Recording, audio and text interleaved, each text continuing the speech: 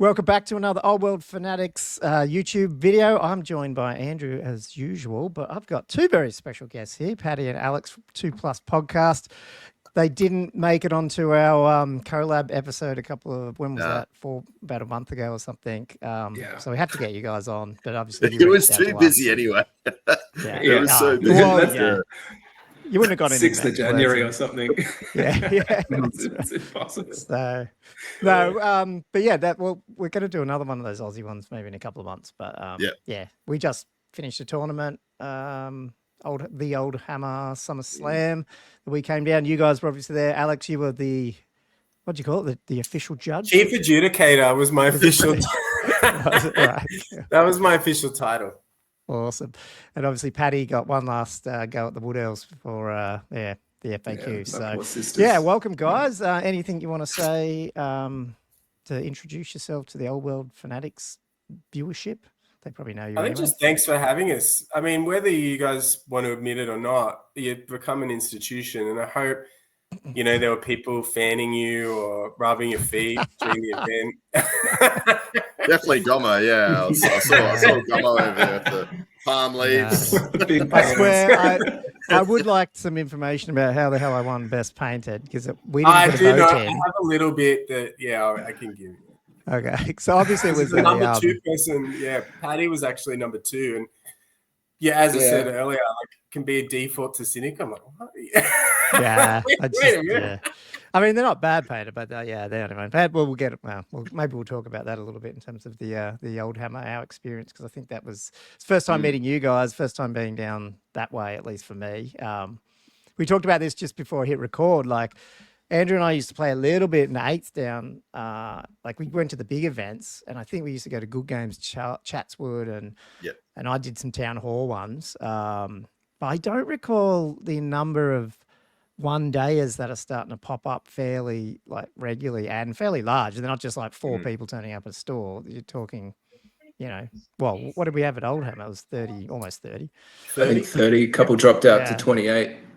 So that's pretty crazy for a 1-year-old product. Totally. Yeah. And see, that's what you guys would know. Sorry, Paddy, if you knew, but I don't have any, and we don't play tournaments. 30 seems good worldwide, and it feels pretty consistent, but is 30 big this Well, close? I'm just saying for it was a one-dayer, just random. Well, I wouldn't call it a massive tour. I mean, I guess, yes, it's, it's not just a store game tournament, but I don't know. I'm feeling pretty hopeful about this, and we're not even the big ones. It feels like Queensland's got even more happening and stuff. So I'm talking about the local state in Australia in terms of the game. It's pretty healthy going into I think so. Yeah. It's I think a lot of that might come down to the fact of the age of everyone now. One day is kind of suits a bit better. I think if you look at the average person that plays Warhammer, 30s to 40s probably, and they used to play 15 to 20 years ago when they didn't have kids. Now they have kids most likely, or jobs and all of that, and 2 days are a little bit unattainable for everyone. It is for me, but one day to go out, play 3, maybe on the horizon, four games of Warhammer in a day out, I think is really appealing. So people take that opportunity to be like, let's go smash out some Warhammer and have a couple of beers maybe at Blacktown. Yeah, well, that's the other thing. Having it at, you go to a game store and that's okay, but being able to have it at, an actual club where, like you said, it's 20 paces to the bar type thing, and you just come in. That was up there with, what we do at Legions here, but obviously, nothing against Legions, but it's an old Newcastle. It's probably one of the only ones around that hasn't been, I mean, they'll say they renovated it, but it's not really renovated, let's be honest. No. Not upstairs, at least. It looks all right in the videos. It's just a hall. It looks... it's not. Shots. I shouldn't rip it off. It's also... I don't want it to change, but it is... If you know the area, it's, it's getting a bit shady, that area, that street. That's for sure, Andrew? You're actually... I'm interested to see... And Andrew's reaction to Old Hammer, because you've gone to a few tournaments and bigger ones, right? You went to Moab and you went to one of the really early ones, the ShireCon or whatever it was called. I think early in the. So they were probably like the 2 bigger. And you guys both went to Castle Assault. Yep. So you've gone to the big 2-dayers, 60-player plus thing. How do you guys compare that to one day out 30 people at an RSL club? Oh, the vibe there was good. I actually it felt quite similar. Really, it didn't have that second day where you're like, oh, I wish this wasn't a 2-day. Yeah, I think that's every 2-day. You rock up the second day, you're just like, oh man, like it's a bit of brain fog usually that night. You know, you do a full day. You know what I loved about it, and this is what I probably would actually love. And you know, you probably heard us talking about trying to get Battle of the Vines, something happening, and we're talking about maybe it should be a 1-dayer. I'd love to work it out though, where it's a 1-dayer, but you should come for a night. So either, you know, I don't know if it's the night before or the night after, but I feel like you combine 3 games of Warhammer with a night of sitting around chatting Warhammer and on you know, having a drink. It's perfect. That's the perfect part. Because the problem with the 2-dayer is the next day, like Andrew said, you rock up after doing that, and then you're like, oh god, unless you're wanting to get it right at the top and place. It's a bit, you're really pushing. You're sitting down and just rolling dice that second day to get through it a little bit. So, yeah. That's why I really like that Old Hammer. It was a really good vibe. Yeah. Yeah, we got a few people.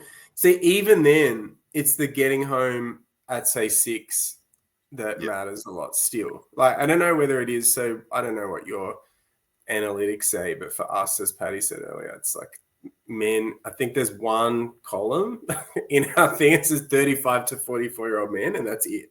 Yeah. Like, I don't. Google hasn't registered that enough women to even get us like in the pie chart are watching, or even like YouTube, stray 65-year-old guy clicking through or leaving YouTube on. It's not happening. But we had a lot of people just like shoot through. I guess I'm lucky. My kids are 14, 11, and 11, so I was the last one to leave again. But I think, Paddy, you make a quick exit. Sometimes you're not by any stretch in the top half of people who are bolting for the doors at 6 o'clock. So I have 2 kids, 18 months and 4. So I don't know. It's a lot more demanding to leave, not single parent, but to be stuck with them for. It ends up being a 8-hour, 9-hour day. So, part of me is just like, I want to go. It's great. I pitch for an even earlier start kind of thing. Get started early, get home early. I'm up at 6 anyway, 5 some days. I may as well get out and play Warhammer. But that's a real restriction, I think, for a lot of maybe the Warhammer crowd. I could be just guessing, but I think that would be And it's a funny thing. Do you reckon there can be 2 groups? See, that's where it's probably getting to. Like, I felt like, because I had the benefit of going to all 3 Old Hammers. The first one, everyone was just so happy to be there, like rolling dice. Hardly anyone knew the rules, that sort of stuff. Second one, famously, we've done the video of Alistair taking the dragon, Innocence Lost, etc. at 1,500 points. At 1,500 points. Gotta make the point of getting this in there, if you can tag it. So he was in there, and then by that stage, people were sort of like, there was this sort of movement towards harder lists. I guess, like a few, like I took a pretty hard list. Paddy, at least everyone else thinks he's taken a hard list for the last 3 Supposed to be, But the last one, I thought, I'm not sure what your expectation was going in, but it felt like the stretch was there again. And as you said before, there's now some of those players who are trying to win the event. And I think while it doesn't get talked about a lot, that old world ranking stuff matters to a few people for sure. Yeah. And then there's some people in the middle, and Paddy and I are probably in that basket where we want to play well. But look, at the end of the day, we're going to 4+ some things, and we're going to sort of walk away going, okay, we're not going to build a Tomb King's army overnight. The Royal Guard list or something. And then you got some other people, and this was sort of what was shocking to me, because I ended up playing on that bottom table when someone dropped. Just zero salt about what was going on. Like, I'd seen a few 20-0s on the first rounds, like really bad 20-0s. Paddy was responsible for one of them.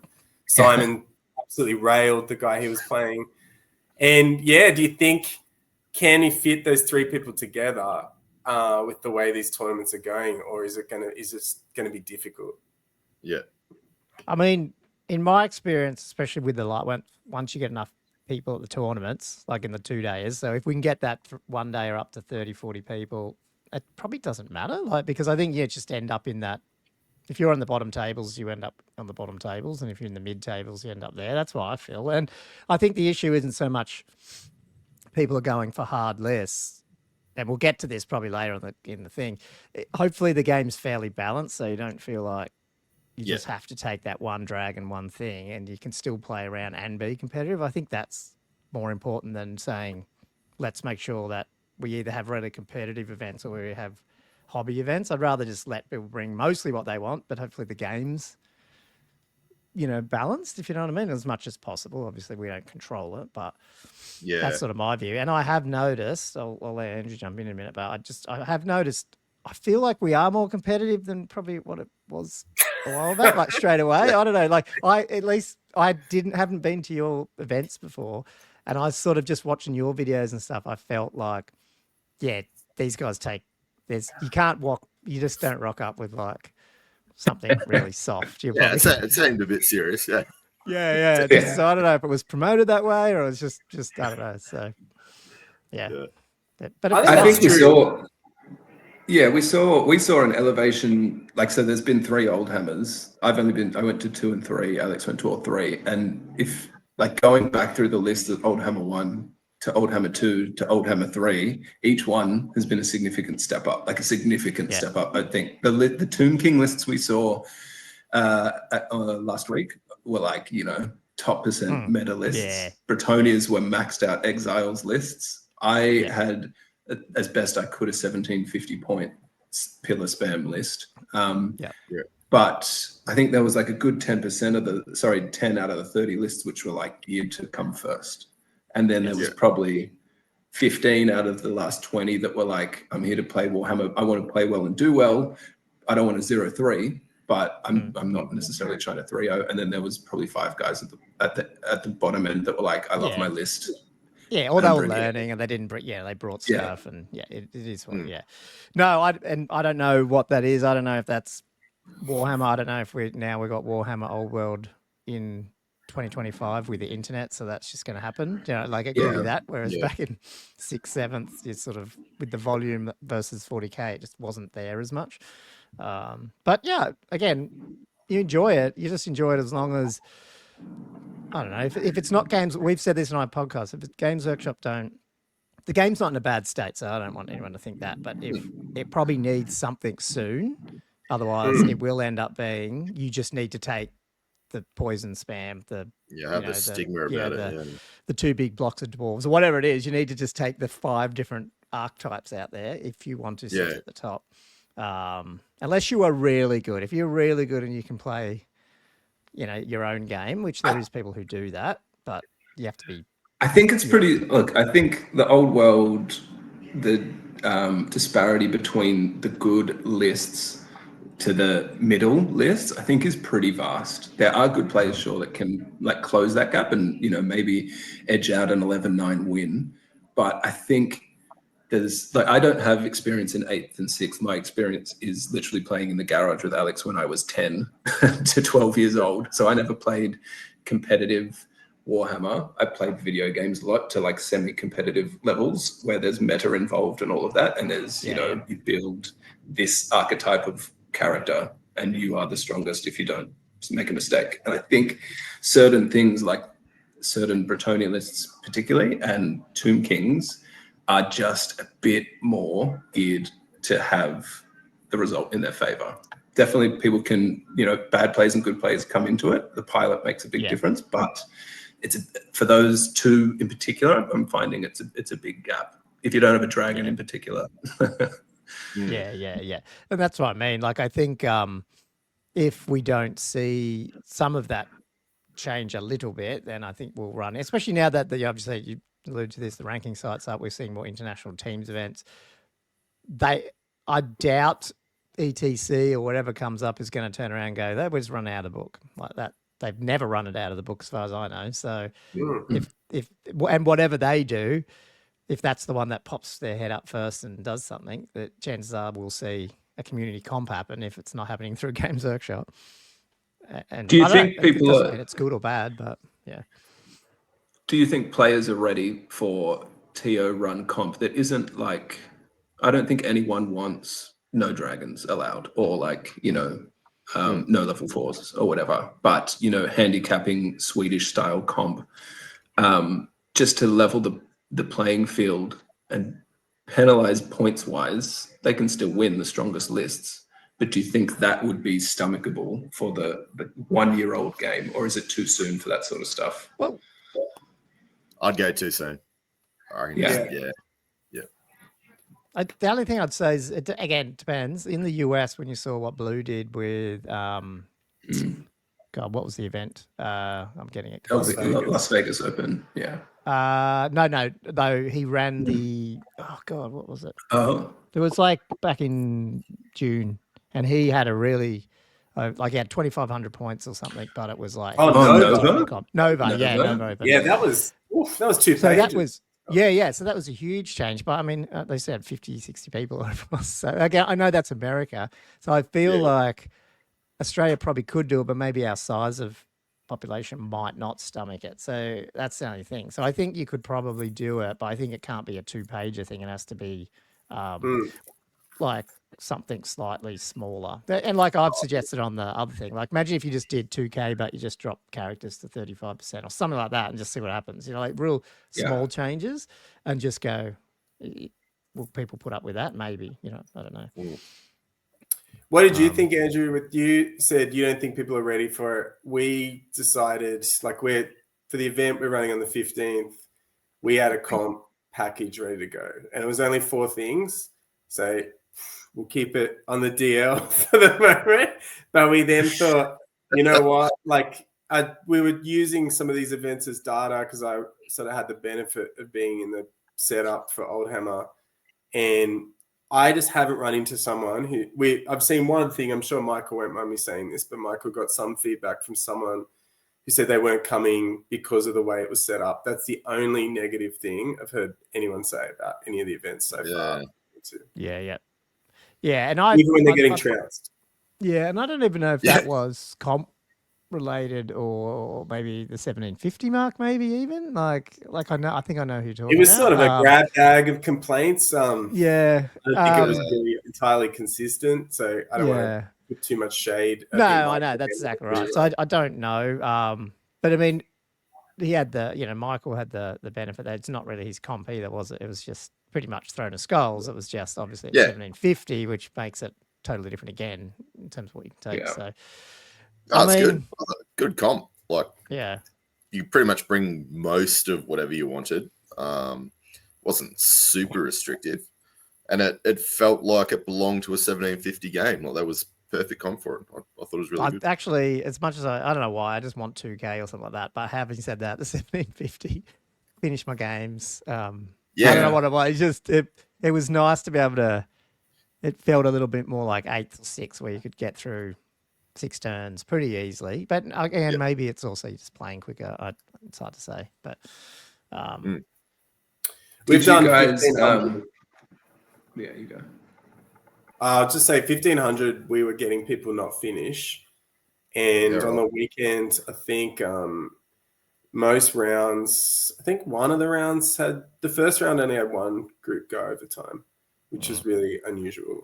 So yeah, that was good. It might. So you just think that means people are getting quicker? Yeah, I hope so. Look, we've been pretty hard on, like, it's a 2-player game. So if you're going to look up, sadly, the rules aren't based on principles so much. Like, you can find an exception on the following page or in the FAQ.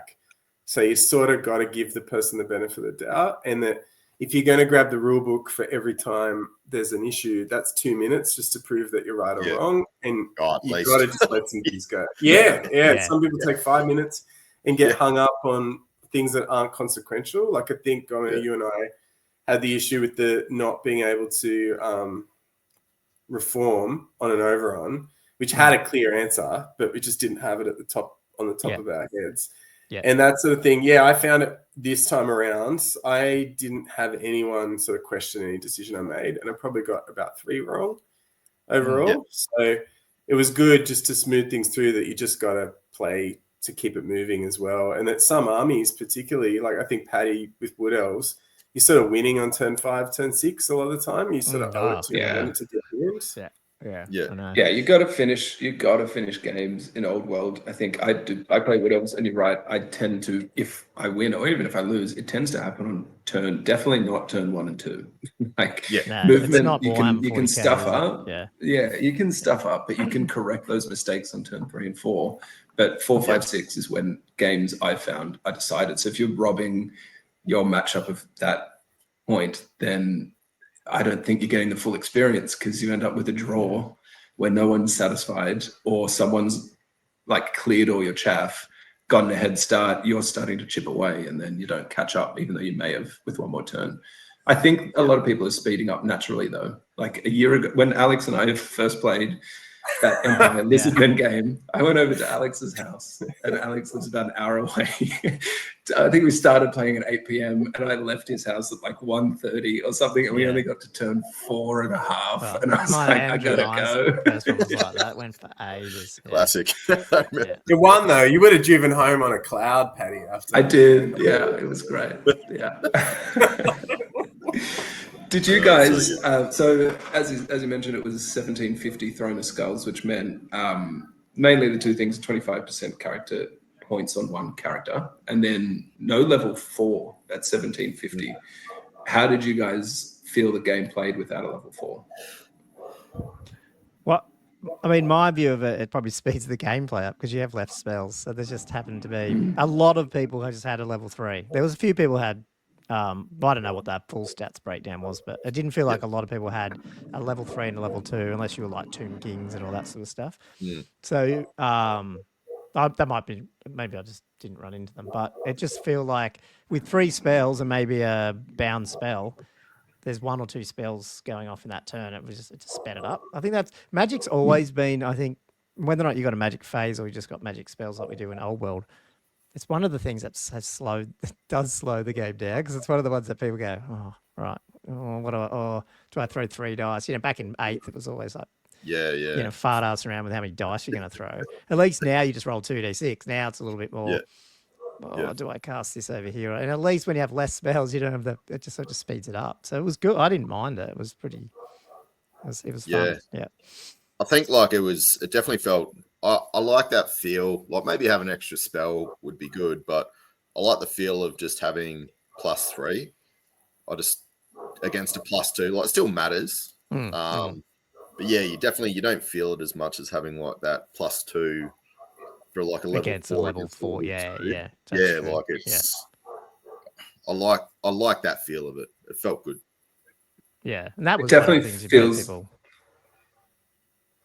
You get, mate? Well, yeah, I think it feels less powerful. Like Magic, a lot of people are complaining about like the certainty of casting all of these spells. The amount of times you try and cast a 9+ spell with a level 3 and you roll a 5 and you're like, and it just doesn't go off. Like Pillar and Plague of Rust just seems so much harder to cast with a level 3 somehow. And I think it's a good part of it, to be honest. Yeah, for that size game, yeah, definitely. I think overall, I mean, I don't mind as a change. I probably wouldn't play it. I think my preference still is to sort of being able to use all the tools in the toolbox. But again, not if it breaks competitiveness. Like if you have to have a level 4, or because your level 2s can't compete, that to me, I'd rather the gameplay get fixed somehow. No, I'm not saying that we can do that now or whatever, but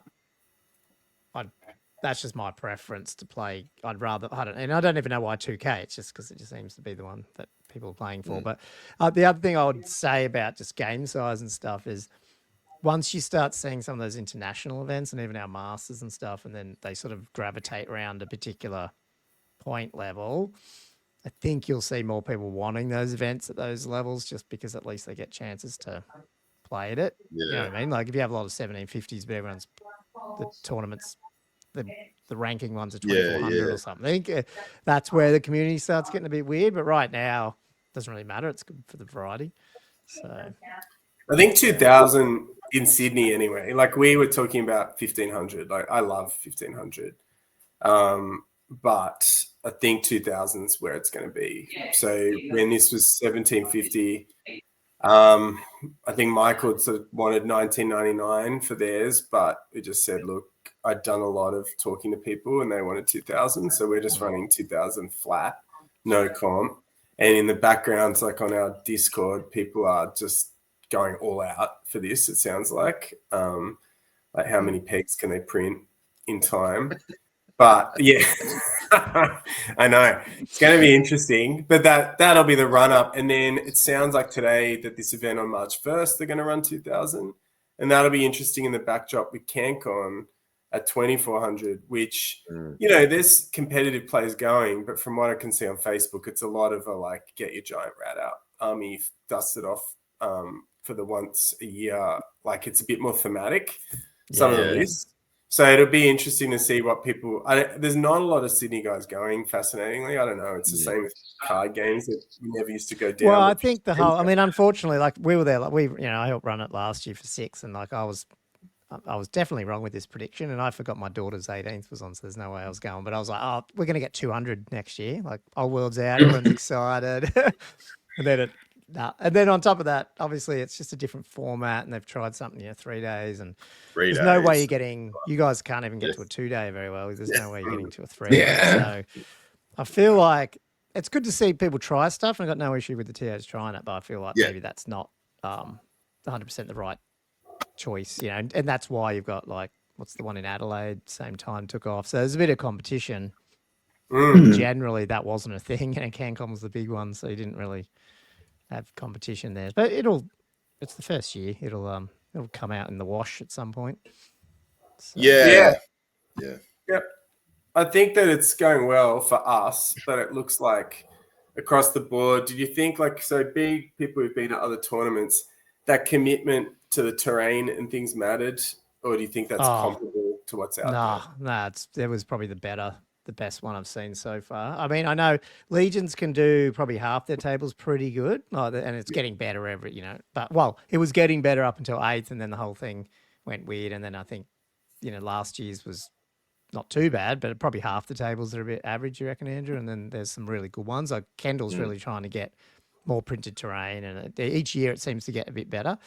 But that one was almost themed tables all around, pretty much, pretty close. Yeah, that's how it was. Yeah, it was very nice. Yeah, because for us, I think it matters massively. Yeah, it matters a lot. The immersion is like the whole Dad's Day Out thing. Alex and I talk about it a lot.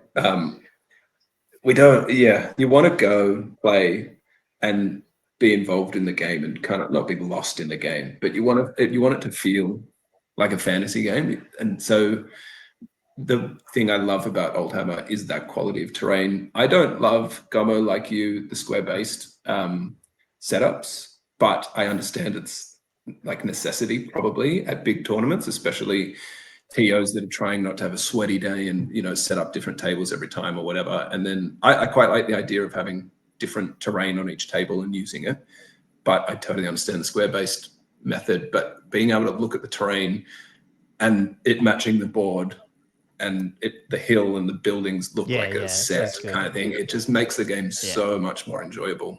Yeah, and I could probably live with the symmetrical set ones if we use more terrain, and it will happen. Like if you had linear obstacles, if you had a river on some, but it was. Yeah, I just think right now, it's again, I've got no gripe overall. I mean, I do have a gripe, but I understand it's the first year we're trying to make things easier for TOs to run stuff. So it's actually a really good idea. And I did actually like the idea of going, cool, first game's against this. What am I going to do? Because I can see the terrain. I don't play 40K, but I just see where those go on, where it just ends up being, I don't know. I don't want it to turn into a board game. It should be a war game, Yeah. So that's the only thing I just hope it doesn't turn into. So I think from a TO perspective, that it's just the expense to start with, like the cost. I think we put it at the bare bones square-based neoprene mat. It's about $250 to put together a table. So like I really applaud Western Sydney Wargamers for putting up, they've probably had to front money to get this off the ground, and then you see some of these tournaments overseas and they're $100 to go. It's just like, oh my God. But if you're paying, I mean, I don't know. That's a pretty good deal at Blacktown, but I looked into sort of going to schools and things like that, and you're sort of paying $40 an hour at places. So I think once you get it up, it's a renewable resource, and you'll probably start to see the terrain shake out. That's right. I mean, what's the lot? I mean, for your business, what's the depreciation lifetime on a hill or if you buy a good Citadel or resin building, I mean, if you don't break it, it's going to last 20, 30 forever. years. So it's all down to upfront costs, and that means people putting bums on tournament seats and paying for it, Again, I don't know, cost of living, everything, but I mean, to me, $50 is pretty minor day out. Like I'd almost you'd almost wonder if there's things you can, I don't know, like prize things that people can put money into and try to win things during the weird things. So people start forking out another $20 or another $30, but you take some off the table. Because I think TO should not so much make money, but it shouldn't be thousands and thousands of dollars they have to park out to get it going. Yeah. You had that guy from WA on early. Can't remember his first name. Mitch, I think, was it? Yeah, rings a bell. Like he's still on. When I look at Best Coast, I think he's still doing his stuff over there. It gets like in the 20s. Yeah. It's in a store. He runs it from the store. Yeah, but he had some good ideas with that. That like Old Hammer's sort of got to that point where because it's one day, you're ending up with multiple people who are undefeated. So you're not going to get a clear winner, so to speak. But are there other ways to sort of incentivize people? Like as Paddy was saying, for us, the Dad's Day Out thing, which was sort of one of the people who'd sort of become a friend of the pod, had sort of brought that up. And that we're sort of selling, not necessarily an escape, but definitely something more premium than like 10 years ago, where you'd sort of like be in the same clothes the next day as you're saying you've been out on the Saturday. It was two days and you're like, oh my God, you're going to win the fourth round and just warm up and you'll be fine. But you'd probably overthink it all night anyway. And now it's like, hey, you drive in, is this place air conditioned? Otherwise, what am I here for? The standard has become so high. And that's sort of like, you do think, as I said, like you got to play your army. How do you get that across? Like the people, I don't want to, especially post-Trump, say everything's got to be inclusive, but that's really what we're going for. We don't want to turn anyone away at the door. No. That's I don't know. Like, well, I don't even know. There's lots to unwrap there. But I don't know. I've got I'm probably it's weird. We talked Chatham. It's funny because I'm on the other end now. I'm out the other end of it. Just my daughter just turned 18. Mother one's 16. I'm always talking up this BIV thing that it's going to be $200 a head to come because it's going to be, bottles of red. On the premium. But my view of that is, can I find 20 people, over one day who want to do that? And I bet you the answer is yes, because I think the answer is yes. I think it's a Dad's Day Out, and you go play golf with your mates for a day, it's going to cost you a fair bit too. Like if you go out to the vineyards and play out there and rent a cart and whatever and stuff like that. So I think there's room for these type of tournaments. And I think, if you are 35 to 45 or whatever it is, then I know you're busy and you got family and jobs, but I mean, I think you do, if you're going to take time out to do that stuff, then it has to have that ROI on it. It's not like I don't want to stay at the Newcastle Backpackers. You know what I mean? Like, you stepped down from Blacktown Backpackers.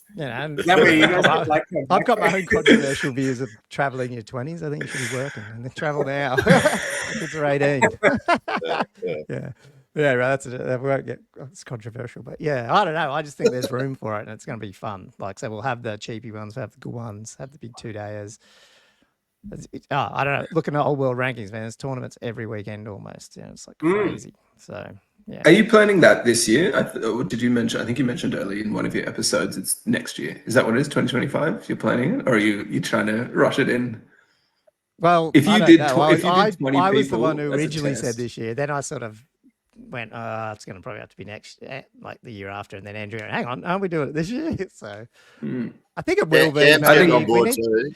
And we got Cam the dentist, one of our, the guy plays some of our things. And he's very keen. So I think he's already started looking at venues. So I think It probably just means me, Andrew, and Cam to actually pick a weekend what we think we would try and actually see if we can book it, like tentatively book a place. And if we can, then that'll happen. It's like, you need the deadline. You need to put a deadline. Otherwise nothing happens. Yeah. You just talk about it. So we almost need to start deconflicting with you guys as well to like, it just seems like there's so much going on in Sydney now. So much. Like, yeah. There's a lot of tournaments going on. I think you would get 20 people easy. And like talking about so can I get some feedback? Because my idea, just what I said before, was something I was mulling over in my head. I haven't even told Andrew. It's like, how could you almost not enforce it, but want, or even say we're going to play one game on like Friday night, and and then have drinks, and there's two games on Saturday, and you get home early. But it's what you're trying to do is it's a one dayer, but it's one night, 1 day minimum, and you're trying to get people there. Get to the club, wherever it is, get to the thing at 6 o'clock. The game kicks off at 7:30. You're having drinks, finishes at 10:30. Everyone's, you probably get to bed at midnight, get back up. Game 2 starts 10 o'clock. I don't know. Yeah, this is totally. It sounds very appealing. I'm not going to lie. As someone who can almost, I can probably never do a 2-dayer if it was just in Sydney and I was like driving to it, coming home, and then the next day driving to it, coming home. But if I can commit to like a 24-hour period and jam in a bunch of games and have one night away, be back the next afternoon, I think it sounds very appealing. But it might be difficult to get a lot of people international ones. I think not national, like plane to do it. Yeah, and to get someone on a Friday afternoon. I don't know, weekdays, just like that one, that might be difficult. You could try like Saturday night, maybe Saturday afternoon to Sunday. Yeah, that's the other option, I guess. I haven't told Andrew that, but I was just wondering you just do the normal thing, but you encourage people to get there. Because the Vineyards sort of does it, because are you going to drive there and back? Some people would probably go, I'm going to have to. Spend a night. So it's not exactly a 1-dayer that you could. It's not a total Dadhammer friendly one, but it's more of a getaway. But you're not away for the whole bloody 2-day tournament. You're gone for 2.5 days by the time you travel there and stay over and all that sort of stuff. So we definitely think that's where the. Sorry, you go. No, I think that's where the market is. Like, I guess we call it old guard. I suppose. I just think so much has changed in 10 years or even 20 years. Like, what are we talking about? For us, it was Fifth Ed. And that's 25 years ago. It's 25 years. It's crazy to think about. And people, like I was saying to Paddy after watching, I don't know if you guys are aware of the Rank and Flank podcast. I think they're Irish. And they've sort of called it quits. And they'd had like maybe up 20 episodes or something. And in a way, they'd sort of just said that it was like, I guess they had other things to do, and there doesn't seem to be anyone who loves 8th Ed who kept it going, but there seem to be people who love 6th Ed who kept it going. And I sort of think it sort of tells you what the real legs of the game is. Like, I used to play Magic the Gathering really competitively, chess when I was a kid. And, these are abstract games, and the types of people who are good at it get good and then move on to the next thing. They just burn through it. And we're very cautious of, like, Warhammer's just not like that. Like, people sort of, I guess the reference point I use is the canon. You look at your opponent, if they're complaining about rolling ones, they're going to roll a one in 6 times. You got to get used to it, and you just got to roll with the punches, and you're going to lose 2 out of 3 at most tournaments. 1 out of 3 at most tournaments, no matter how good you are. So whether or not, I think there has to be something that sort of looks at not just that Warhammer takes a crap load of money and time to sort of play, but then on the day, you sit down for 3 hours. You don't want to get gotcha'd by something like, you didn't realize that I got this thing, and it means you shouldn't have charged. Now your whole right flank's been obliterated.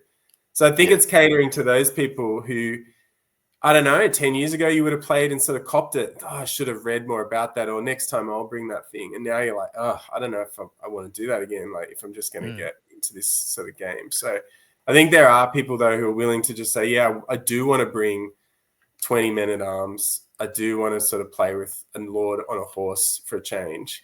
And it's just about, how do you juggle that people are all coming to the event with at least a consistent expectations, even if we're all different.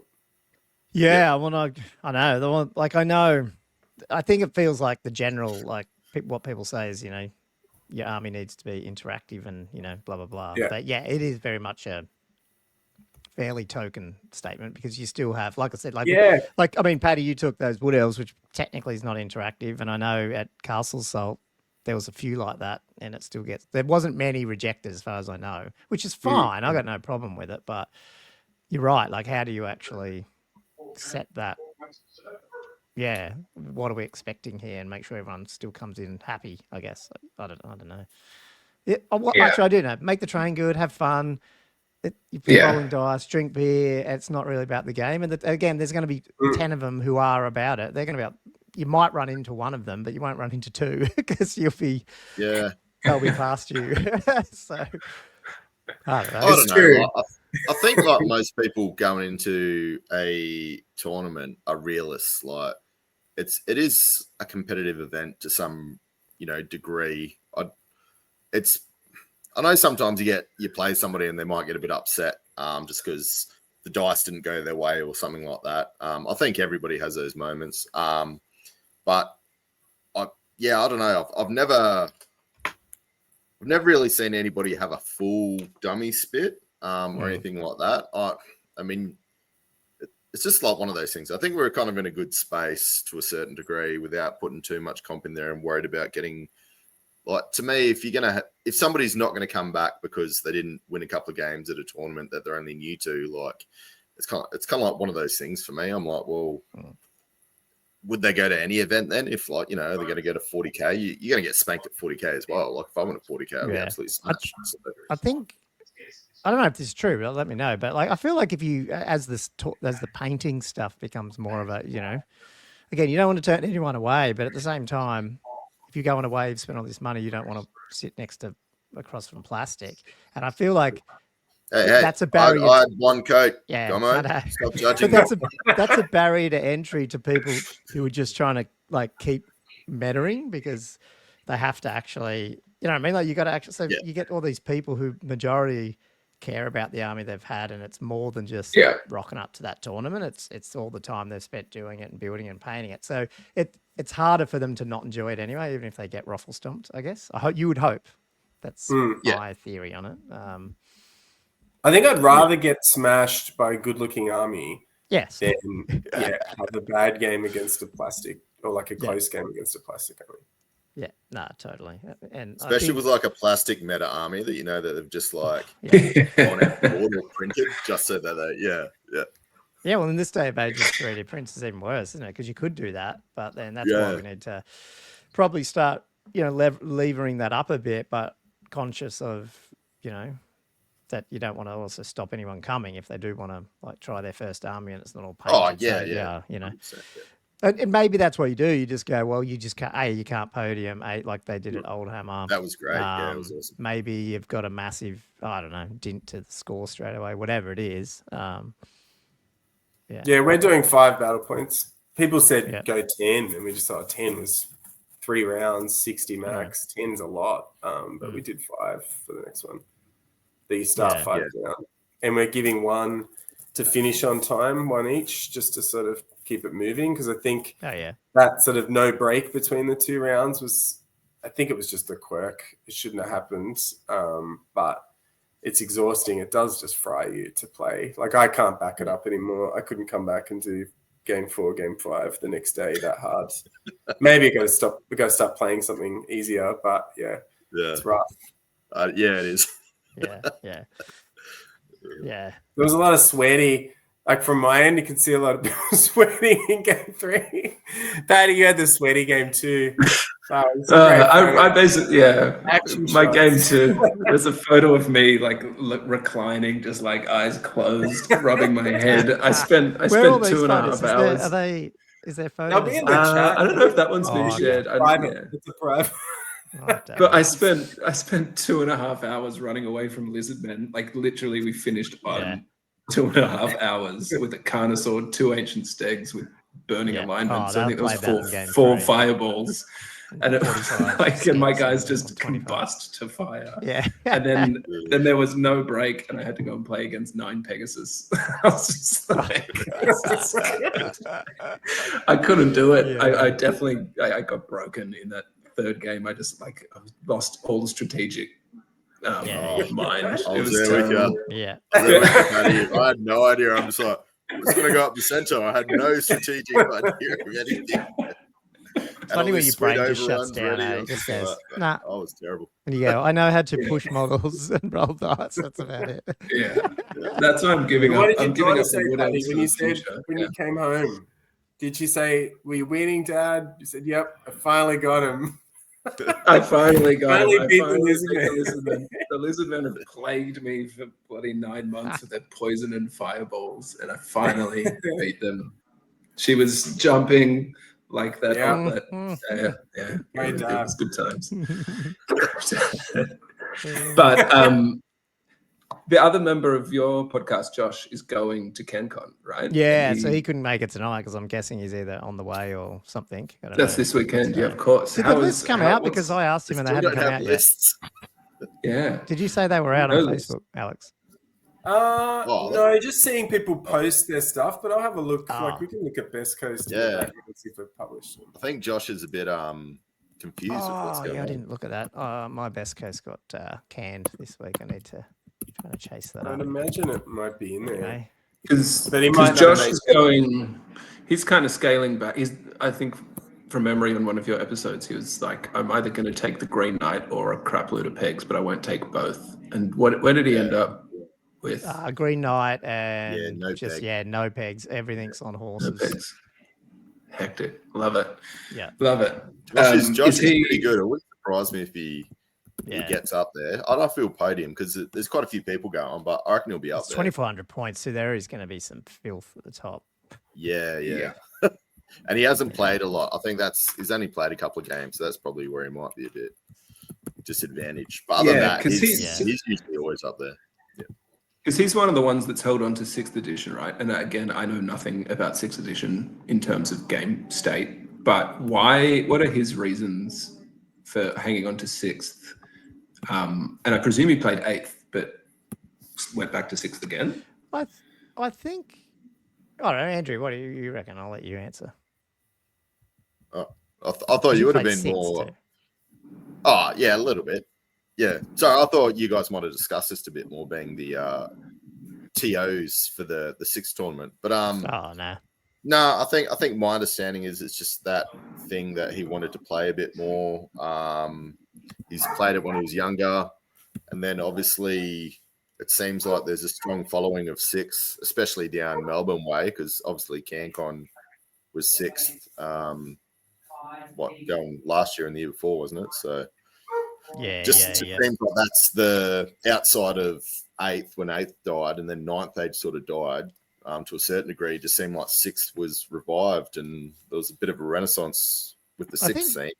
Yeah, and I think like it's definitely the most complete edition, and it not only just has all the army books, it also has all those extra ones that came out. And so someone like Josh, who plays Brett's, who got no love in 8th, suddenly you've got an army that legitimately has an army book in its prime. Yeah. And I think it is.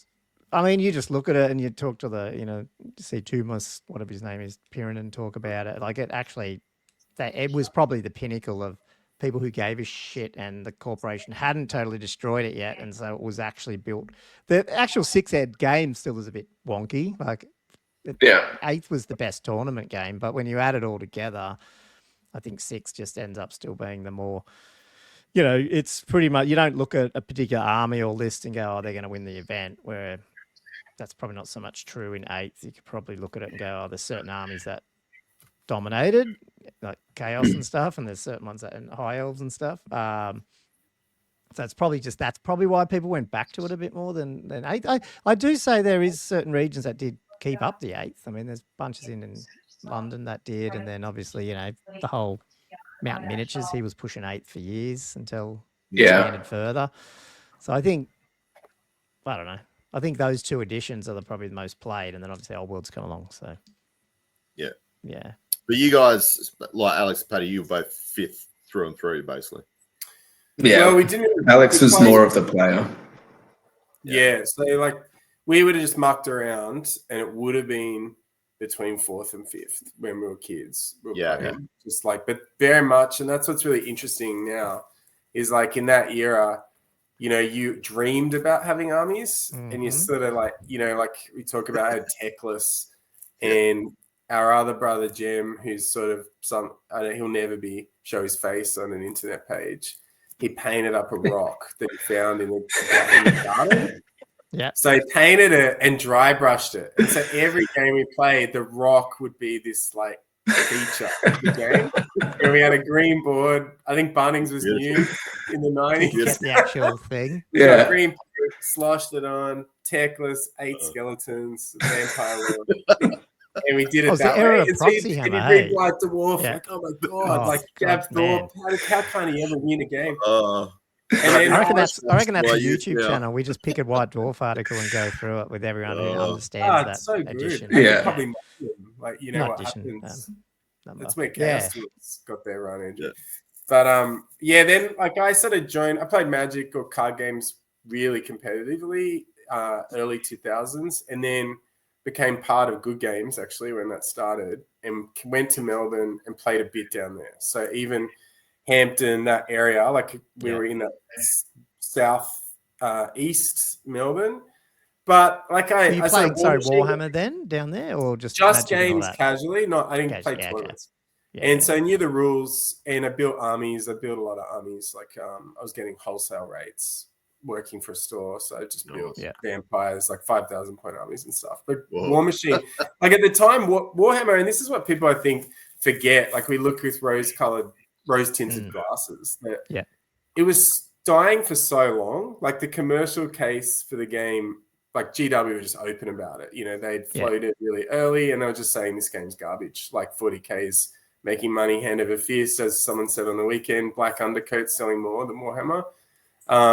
So it was sort of obvious that the game was on its way out then, and War Machine and Hordes was sort of picking up that, and that's sort of an interesting thing in itself, how that sort of fell apart, I think, for how Warhammer works now, that they sort of let the rules as written crowd or the very hyper-competitive people dominate what should have been produced. And I think if you're going to play Old World, you just got to embrace the casual side of it, or everyone wants to play their army. They want, maybe they're going to, it's not like 40K where they're going to get churned through their armies, but they probably pick up a unit here or there. But if someone's waited their turn with Bretonians and pegs happen to be good this time around, you can't say we're just going to ban them. No, that's right. Yeah. They've waited long enough. Yeah. No, it's That's interesting. Yeah, that's why I felt so bad at the sisters. My poor sisters of the Thorn. That's why I think they are clearly a broken competitive item without a doubt. But when Games Workshop rewrites the rules so you can't even play them on your back veranda anymore, that's what I really don't like. No, like, totally. That was frustrating, and that's what I think kind of has to be taken into consideration moving forward. Like everyone wants Games Workshop to fix the game, but I think it really comes down locally. More data obviously is needed and more time playing the game, but TOs and experienced old world players have to be like, no, these are the 5 problems that need, because there's really like 5-ish core problems. There's not a lot. And I do think I would say, at least from what obviously I never played an ETC and all those with Swedish comp and all that, but I do feel like those large events do try and do that. I don't think that, I mean, Swedish comp was a bit weird, and it was probably worse because back then you didn't even have like the army builders. No way they were going to support that stuff. So you sort of had to build your army, and then you had to work out your comp and then all that crap. So hopefully it doesn't go like that. But it was legitimately, I think, did help list design to be more, it brought up the crappy armies and sort of toned down the other ones, but whilst allowing you to take mostly what you wanted to take. If you wanted to take a hard-ass list, you are starting, it's like golf, you're starting with a bad, like no handicap or whatever, whichever way it works. So I think that's but it does, you're right, it takes certain skill, like people to actually come up with agreement. But sometimes, this is not a paid thing. Sometimes you just need someone to go and do it in a way that it does take off, and then that's it, and then don't complain. And if you want to complain, do something better. Like it's almost like it just happens. Like don't be scared of stepping on anyone's toes. Just do it, and that's what TOs maybe should do if they want to play around with the comp. just do it. Just do a comp and see who turns up. Or at least I put the feelers out for it, you know. I think we will for ours, definitely the next one. And I think handicapping is what we'd like so that there's something to play for.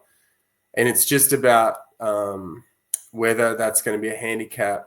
So as we're saying, we don't want anyone like, you've got this dragon, you've painted it well, or even if you've painted this great unit, you know, which is often harder in my mind, I think, to paint 30 guys really well and have them look great because they're on the table, but that they are going to be able to play them. So is it in list design that there's a handicap?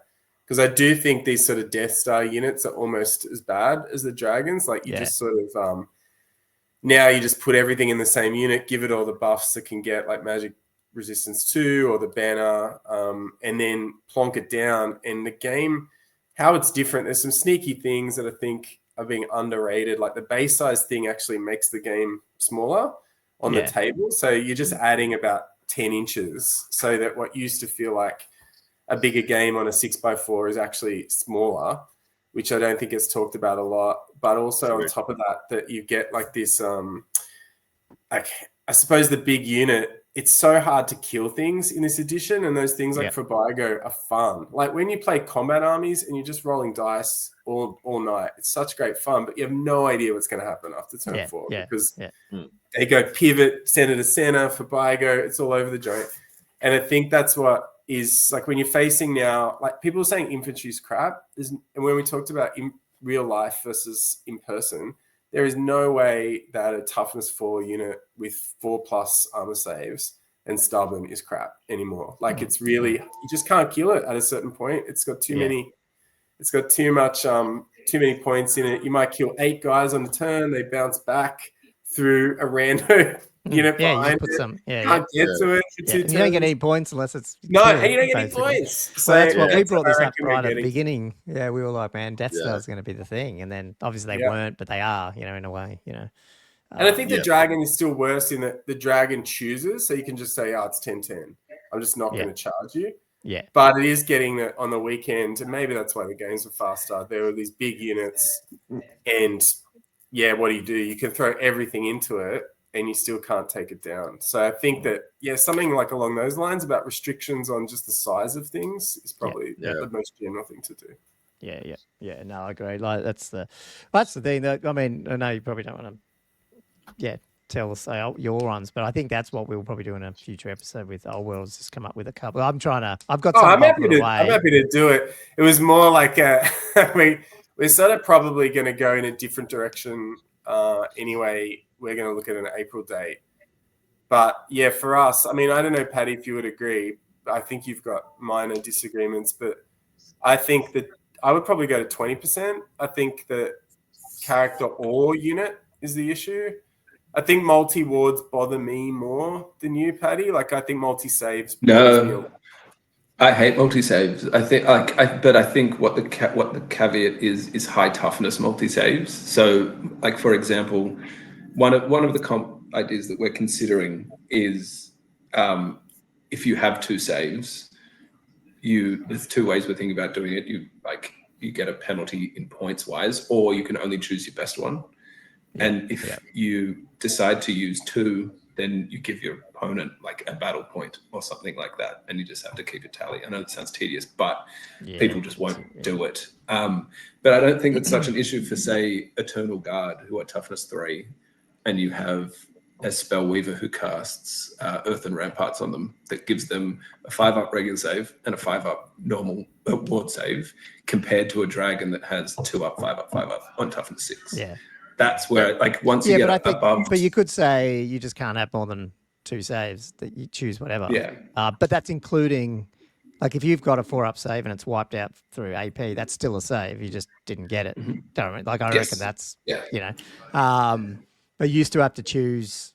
I guess you could say I don't want to choose an armor save then and take my 2 wards. So I guess that's true. But I don't know. Like, I feel like I agree that one probably needs to be curtailed, but worst case you just say you can't have 2, you have to choose a ward or regen on toughness 6 or 5 or above or something as well. That's the other option. I would lean to that more than, I don't know, like fiddle around with points and battle points myself, just because I personally would just want to play the game and not worry about other stuff, or like list stuff, thinking if I take this, but that's, again, do what you want, but yeah. That's the roadblock that we got to, is that you can put the restrictions on lists, but what if you have, say, a 250-point unit, a 250-point BSB, a 250-point sorcerer, and a 250-point lord? Like, let's say the royal host list that has the champ who sucks up all the wounds, the guy in the chariot who hits back with the ogre blade, and the level 4 who can be in or out of the unit. And I think if you look at Richie Amphlet's list too, like these massive 1,000-point lists, like, is there a way to restrict that outside of play? I was I went through something where I was thinking, and it doesn't totally work yet because I was trying to work out how to do it with to, obviously get rid of the skeletons as well. Is looking at heavy or light infantry or something like that, and saying that you actually get, I don't know how you do it, but basically saying that certain size units, you actually get the percentage that you kill. So like if you end up putting the king in that unit, if you kill 3/4 of the unit, just the unit, you're getting 3/4 of the points of that unit. And something like that. Yeah. But if it's not, actually, if no one's in it, you don't. I don't know. Now you could just say all infantry. You don't want to kill infantry either. You don't want to say, all infantry you get like percentage of how much you kill, because then no one won't. Well, if you take little units of 10, you don't want to just get it. If you kill like 2, you don't get 20% of that one. Like you have to do it in a way that you're trying to just kill the Death Star or the big unit, So I was trying to work out at what point does that trigger? Like, and you still might do it, as you might decide as undead, I'll still do it because I'll keep raising them back and it doesn't bother me. But yeah, I don't know. So I think there could be because my issue with it, a lot of the times with the infantry and all that, and the Death Stars, when we first read it, was just the victory point thing was a bit dumb. Like you just didn't get any points. Like, and I was like, is this a typo, or are we reading it wrong? Or weird. Do you guys follow much of like SBOT 2 and that what is happening in those? I followed it a little bit, but not massively. Yeah, I mean, I saw the result of what happened with SBOT 2 in terms of the Raw Host one taken off. Yeah, it didn't win, but yeah. And I was surprised, like when they came out later. Like, isn't it incredible that he's Australian? Like, does anyone know where Denali is? You guys speak to Denali. I was going to have him on the pod because, but then you guys have the best chance. If like he's out somewhere in like Rockhampton or something. It sounds like. Yeah, I know. I mean, maybe look. I know, Christian. You're obviously one of the best players in the world. Maybe you've just got an internet connection. And you're a genius, but far out. Like, can't we find him? Ed's found him. Well, no, Gummo, I'm sure I've heard you talk about talking to him about. Yeah, because I asked him. Oh, well, we did. Right? Yeah, but not on the pod. That's just like chatting back and forth. And then SBOT 2 took off, and then I was talking to him about.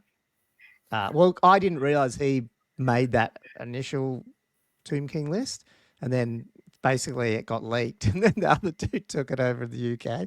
So, because like we were like, oh, and he's like, yeah, that was, But anyway, it was just funny. There was about 3 of them in there, but I think he apparently was the first one that did it. So anyway, because I think in winning the first SBOT, didn't he get an army bought for him or something by Val? I swear I heard Val talking about it, and it took him ages to figure out what he actually wants to play. I don't know if that's true. Maybe I'm connecting the wrong dots, but I think, and you might know, Gummo, is he completely online player, or does he play play with actual models? Oh, I have no idea. I haven't seen him on Old World rankings, so I don't know. Yeah, because what do you guys think about? Out in the middle of nowhere. Because he created the pillar spam list, which was early in the Old World, and everyone was just like, "Oh, the game's broken, dragons and pillars, it's over." And then no salt from Paddy at all. The suffering,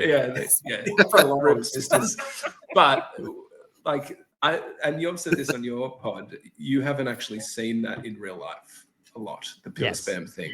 Yeah. And even mine has always been like 75% of it, and I've never taken the dragon pillar spam, and I've never had more than 2 sisters. On the weekend was the first time I played 2 sisters. And do you think there's a disparity between which we're both pods are part of is chatting about what we see on the internet with the Old World and what we see in real life? And does it make people think the game is actually worse than it is because yes, there are like really strong lists, but whenever I play, Old World is the real edition, I would say, that is like my Warhammer experience, and I love it. Like, I think it plays really, really well, and that is competitive and backyard Warhammer. So do you reckon the internet is kind of to blame? I don't know if it's that or if it's Australia, because I feel like, I've said this before on the pod, I just feel like we might do it a little different down here, or maybe we're a bit, like in the UK, they do talk about, it's so far to drive somewhere else. But in reality, I think the big tournaments will draw all the main big players, and so they're always taking the filthiest list and da-da-da. Here, I think if you look at the people who win the big tournaments here, they're not playing with the medalists a lot. They're not winning with them overall. I mean, like there's usually someone who'll take some weird thing or... and so I don't know, I feel like the Australians, for some reason, seem to try to do it a little different. I think even I've heard comments like that with 40K community with Australians, that they tend to do it a little different with the lists and stuff. So I don't know if it's... And then someone else brought this up, that it was probably the cost of models as well. Like, so like you have to just make do. You can't go out and go, oh shit, that's, I need 3 units of sisters because it's fucking, I'm going to bankrupt myself. So like maybe that affects how Australia's approached it. So we just don't see 5 sisters are worth go for $150 on eBay. Yeah. Well, they just find them in bins over there in the UK, don't they? At the back. $200 mounted yeoman. Oh, the yeoman. Yeah, Mike buying $150 for 5 mounted yeoman. Give me a break. And even when you can buy it, you can't get it here anyway. Like, we haven't even got the Empire out yet. So. Yeah, it's funny. You guys don't play Warhol either as well, I don't think? Or do you? We had do you play games, but... We had a crack, yeah. I still would. We haven't... I don't know. If I'm going to take 3.5 hours out of my day, I'd rather do it rolling dice. I'd rather say to Andrew, do you want to catch up and play a game? Yeah, I don't know. Have a game. Not against it. I would, if I was trying to get in competitive, I would do it more. But right now, it's just not. Not best use of my time. I'm not trying to get 2 games in a week and smash through stuff. Yeah, I think that comes down to like the style of the player. Like, the online player, you might get guys that just like playing online strategy games like this, and they find that good. Or you're going to have the other thing where like S-Bot's so big. I think that's the problem with the list. Sometimes it's like there's actual bit of glory goes on with a win like that. Like, you are sort of like, man, this dude won S-Bot, or like some of those big tournaments. Like, obviously, you got square-based tournaments and whatnot. He does all his videos about it. So, like, that could be part of the problem. Maybe it's just like there's so much, behind it that it is driving that competitive edge that we don't really have in Australia as much. Because we are pretty chill down here. Like, you win a tournament, It's like, well, who's going to know? Your local tournament group. Like, it's not like, oh, mate's a good player. That's about as good as you're going to get, Ross. You win S-Bot. Like, it's a big thing worldwide. Like, people are going to be like, who's this bloke, sort of thing. I mean, you look at on our world rankings, like the US and the UK in terms of how many tournaments they have. Now, admittedly, I haven't brought in Germany, or they're on different platform. And I'm assuming those European ones, some of them are up there. But I think in terms of the volume, UK just have US have so many more. And so I feel like just naturally those medalists get all the noise. Whereas in Australia, even if it was around, you're not going to run into it as much. So like, there might be one person who wants to take it. I don't know. Things are very localized.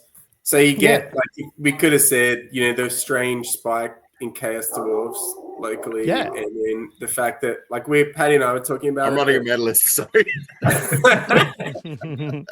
There were, like, 3 very different Chaos Dwarf lists, as I was shocked by. I didn't think there was that much to do. But they had also Bretonia, which Paddy and I think agree that, like, if you're going to buy something powerful, I'll pick up a few pegs, is cheaper than I'll paint all these skeletons. And I think it's been interesting. Once people settle in, I'm one of the people who has access to multiple armies, but I'm pretty rare in the group we're playing in. I think pretty much, I don't know, Paddy, what do you reckon? 90% of people play the same army? event to event? Yeah. I'm getting my second army, and it probably won't be ready for 6 more months. So that'll be almost 2 years of the game. It's the opposite to me and Andrew. We just Yeah, because Andrew, you must be on like your 5th army of Old World, right? You started dwarves. I sold heaps. Yeah, so I've had dwarves, rangers. I got vamps, high elves, chaos dwarves now, and Skaven. Skaven, yeah. I remember the flash in the pan Skaven moment you had. I think I heard you talk about it for like a couple of weeks, and then I think you ended on vampire counts after that. Yeah, I'd like Skaven. The only problem with Skaven at the moment is like it just seems like you have to run poison. Like it's the only way. You're just gonna have bulk poison and maybe a few death globes. I don't know. That's the problem for me. It's like even for me, I'm like, oh, they're too shit for me. Like I hate that about the game where you got like something that is so. Going back to the whole community versus is G-Dub going to sort this and we don't have to worry about it. There is a few of those legacy ones that might need a bit of tuning or leg up or extra stuff, which would be interesting. Do you reckon they will? Get to the point. Well, I don't know. That's the thing. Like, if we want to see them in those like ETCs, maybe they would need to do it. And then, but I don't know what you do. Is it just because you're not going to go and add magic items and stuff or armies of infamy to them? So yeah, I don't know. It's going to be interesting to see how what comes out at the end of all this. Not to go, like you've seen all this. I want to cover this next week, Andrew, but the map updates and all that stuff, and whether or not we're going to see like Australia and all these other weird places. Hammer. If you get more of them in, do the legacies just totally drop off, which would be sad. But I don't know. Maybe who knows? I have no idea. Well, there's been different pockets of people recently. So like there's been this malaise since that announcement because I think some of the like AOS 40K people have come over and I'm not used to sort of their way of thinking. They're like, no, this is like, I'm famously a GW detractor. I don't believe they'll do anything that is gonna, I just can't think of a time where they really have like ever done it. It's been like this forever with all their games and the whole Blood Bowl thing, allowing the community to do that is such a flash in the pan. I don't know what got that across the line. Because I feel like Old World fits into that sort of category, but people would have been pushing for it for ages. Like there would have been people in the background who were as passionate. Or Blood Bowl, you mean, or what? Well, yeah, you know how Blood Bowl became this sort of the community kept it going. And Blood Bowl, I don't know if you guys have ever played it. It's fantastic, but it's pretty analytical. And you like, I guess it's rules the are most pretty... popular war game that Games Workshop produced, isn't it? Really? God.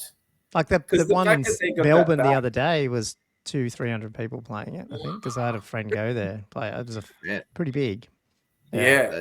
Look, I think it's a great game, and I really enjoyed playing it. But the fact that they got the community, they kept it alive, and then Games Workshop somewhat capitulated and let them, or I don't know how it really, maybe I got to look into how it really worked. But I felt like Old World was the same type of game because you can't really keep producing new units for Old World.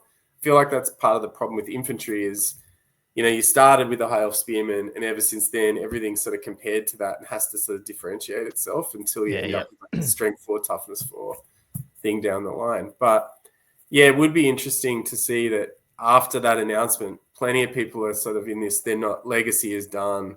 The fact that they just don't even bother with Wailing Dirge, like it'd be one word to sort of normalize it. And they're just like, nah. And, Skaven, I think the Demon book's really badly done too.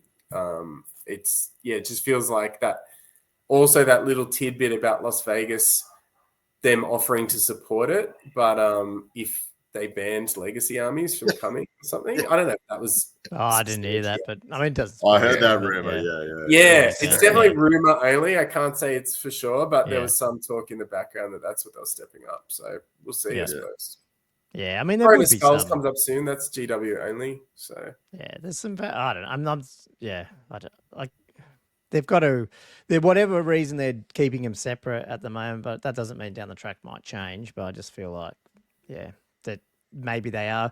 I was quite surprised with that Cathay stuff, and I'm just like, if that is actually happening by, the look of it, that, maybe they are going to take it a totally different direction, and we'll love it. And I mean, we're loving it now, but we might be like, yeah, this was the right thing to do. Not right thing, but we could see where they were going. I don't know. They do listen. I think. I don't know. They're listening and doing things more than they ever have.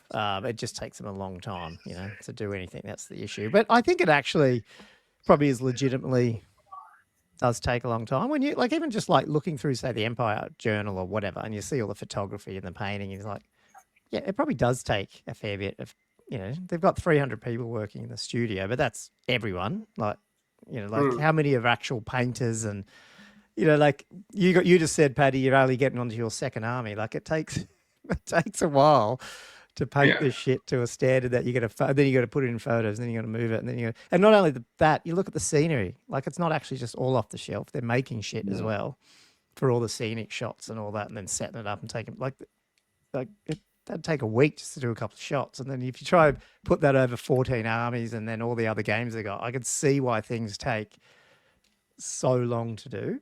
And so maybe at whatever decision they made with the legacy, now they're just we can't that's down the track. We'll worry about it later, I'll add something onto that. So the whole thing I'm thinking and I'm hoping for is sometimes, and I hate this saying, but you just gotta trust the process. Yes, that's a good thing. Age of Sigmar was an absolute piece of shit when it came out. How many people said, I'm not touching this game, I'm not going to go anywhere near it? All the old Warhammer guys through with GW, we get in a little knitting circle sometimes and have a little and it's literally what happened. And I remember specifically, because I was a bit lost as well. I'm like, what the hell am I going to do? Mini Wargaming, I remember they were playing it, and they're one of the biggest chats. They were smashing it. They were just this is shit. It was remember at the start, it was everyone just ran in and it was this big blob. And it was 4 pages. Point. It was a piece of shit. Until it was. It. Yeah. And it's huge now. Huge. Yeah. I would like to think that they've got people, they're a big company. I think they got brains behind it, even though we think that they don't.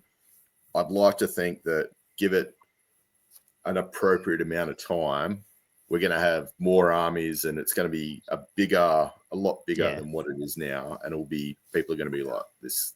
People are still going to whinge about it. No matter it's what. not, and it's not the Tom Kirby show that it was when we had 6th, 7th, and 8th. He did good things to sort of make Games Workshop a company and not some thing in the garage. But he was really at the end of the day, his attitude to customers was horrendous.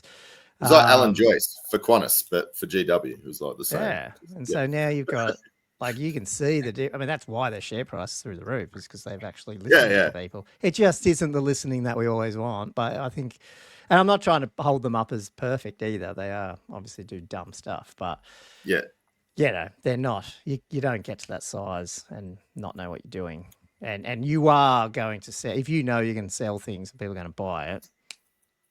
You're going to do it. It's not, I think there's, I don't know. I think there's, but where we sit on the totem pole, we're right down the bottom because, 40K is so massive. You just see that. Yeah. You go, mate. Yeah. Selling, they know we're going to buy models, but it is incredibly hard to buy models still for particularly people in Australia, which is I don't have a lot of GW experience. But I think what they've done is what they thought they would do a year ago. I think we've seen in the FAQs and stuff that they work about 6 months behind. The one that came out recently was dealing with problems that were issues 4 months ago, I would say. Yes. And I think there was all this hype when it came out and it was more popular than everyone expected. And then there was a comment from JTY or whatever his name is that the scope of it's what does JTY stand for? Do you guys know? Jonathan Taylor Young. I probably got that wrong. Sorry, Paddy. Is the game? Do not quote me anyone on that. Probably got every word wrong then, but it's something like that. Jonathan Taylor Thomas. Yeah, it's like one of the goodies. Yeah, that's right. But I don't know how. I think everyone kind of took that and ran with it. It's we're getting everything back. We're getting Skaven rewrite. Dark Elves will come back. I think they are dead for at least until Cathay, and then Kislev will come out after that. Yeah, and that's one I didn't agree with. I didn't think that would happen, but it probably is. Yeah. Yeah. Because again, they don't need to. Yeah, they don't need to. They would have had a plan. Like, I don't know. Maybe they have a plan or not in terms of bringing those legacy back. But, you know, I think we're all pretty convinced they probably had Cathay or Kislev, at least some of it, sculpted. Like, they've got them all for Total War. So I think it sort of was almost going to be a launch army, and then it obviously got ratcheted back. I mean, again, we don't Makes know sense that for a fact, money-wise, but it doesn't sounded like Yeah. it. So now they're like, well, let's just do that, and it'll sell. But yeah, I don't know. It'll sell, all right.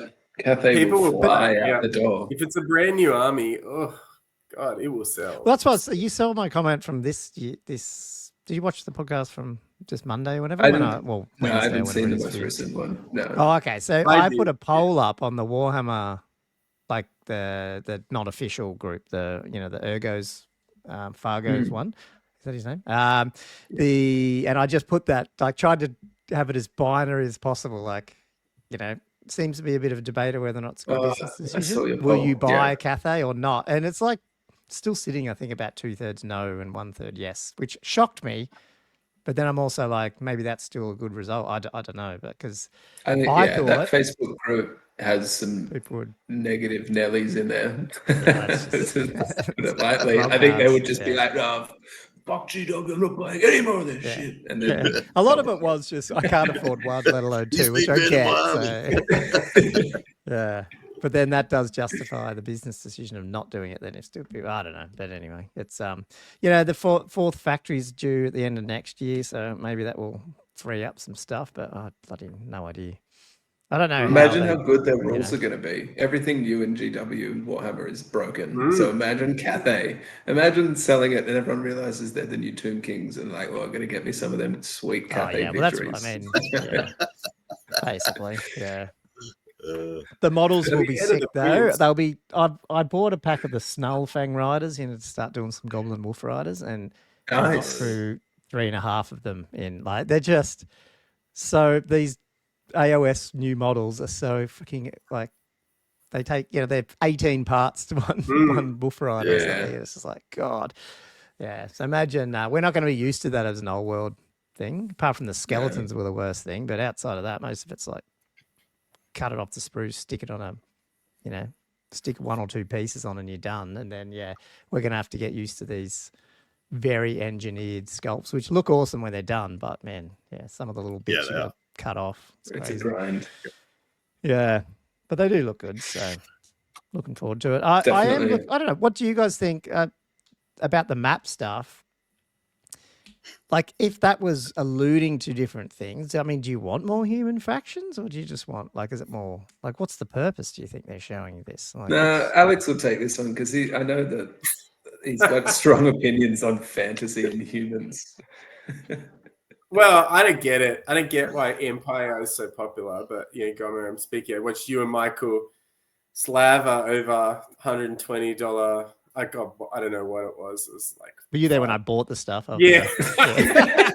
Just buying them on a whim. They were like 6 euros. I don't know, next to it, and they're like, you'll get it in June 20. Were you there when I was saying to Michael, I want to do it all like one day? No, I was. Empire? That's when I walked away. Yeah. You can't turn up unless you got an Empire army. Empire only told it is coming, isn't it? And you have these humans, but I was thinking about this today. Like, apart from the TK Bretonia, like, everything's cheaper than it should be. The rest of I don't think the rest of the GW, I think they've got names, but I don't know what they are. I don't think they're particularly over the top. Like, I don't think Orcs and Goblins, Dwarves, Warriors are pretty sound across the board, but I'm not expecting that High Elves and Beastmen, which I'm playing and have played a lot against Wood Elves, that the Arcane Journal is going to suddenly make them so far ahead of the game. So if you're looking at it from just a GW endorsed sense of armies, you might get a bit of that toughness 4 versus toughness 3 back a little bit. I run around with Beastmen, they don't have any armor, and you're just like, what the hell? This is crazy. Like, they just get torn apart. Yeah. And I think maybe if you're operating in just that environment and Pegs maybe got pulled down a little bit, you'd find that that second tier of stuff is really good. So if they could pull it off, I agree. Like, I didn't want to come across as too negative, as I was saying from the outset. It's all positive, really, and that I can't see anyone saying they're not going to buy it. Like, someone will buy it. There'll be enough people, 4 people out of 20 buying it. You'll get games against it. If we get that far and all the arcane journals are out and they're going, they'll probably do some extra bits around the edges, which are always really popular. Like mercenaries, look like there's something going on there. Well, that's the other thing. That's the other rumor, isn't it? That maybe it's more of a mercenary type release, not a full Cathay. We're going to bring out lots of different. I mean, I think Andrew, you brought this up. Like the it's not just. It's like maybe that's the only way you get new people in is. They're not going to buy it. No one's drooling over the Tomb King skeletons, you know. So at some point, just having one army that a lot of people, because Andrew knows my daughter's friends come over and we've been playing, and they know all. Like, they'll come and look at all the miniatures. They get it wrong half the time. They're like, "Oh yeah, that's Cole Friend's thing," and that's that because they've played a crap ton of Total War. I haven't played any of it. I'm just like, and they were here the other day, and I told them about Cathay coming, and I went, "What the hell's Cathay?" Like, I got him to tell me what Cathay do because he's like an 18-year-old kid out of high school. He knows about Cathay. I have no fucking idea because I only know the. Whatever Games Workshop's released, that's what I know, you know. And I haven't played a lot of the old Warhammer roleplay too much, so I have no idea what I mean. I was an Old World, Total War player, and it definitely like kept the hype going for me. It's good. When I wasn't playing. I hadn't been playing Warhammer since I was 12, and in like mid 20s, I got very into Total War, and if they tap into that, which is a fantastic game, and it makes you like love the world of Warhammer, then I think if they are using that as data to sell miniatures and get people in, then I think Old World will take off really and I think people buy Cathay because of Total War, without a doubt. Yeah. Well, that's right. Yeah. So, it'd be and. In that game, and maybe it's just because it's online, so the Chinese market, I'm not sure, but is Cathay way bigger than Kislev? Like, is Kislev's a faction on there too? Yeah. I stopped playing when they came out, but they would be. Kislev was like Cathay's definitely. It feels more unique. Where Kislev kind of feels like an extension of the Empire, the Russian Empire. But Cathay is like Chinese. Themed and is unique and has like a much stronger theme. Like the Kislev's cool though. Russians with bears. I could definitely get into some of that. But I'm confident that Cathay will explode. Yeah, might open. That's why I always thought it'd open up second edition, but who knows? I think the new players though as well come from. There's a lot of refugees from AOS and 40k where. If you're familiar with how they play, there's a lot of 2+2+ situations. And Warhammer, like we were talking about, to hit 3+ just being how much heartbreak is involved, but how essential it is to the game that you roll up with your 4 attacks and just anything can happen all the time. Yeah.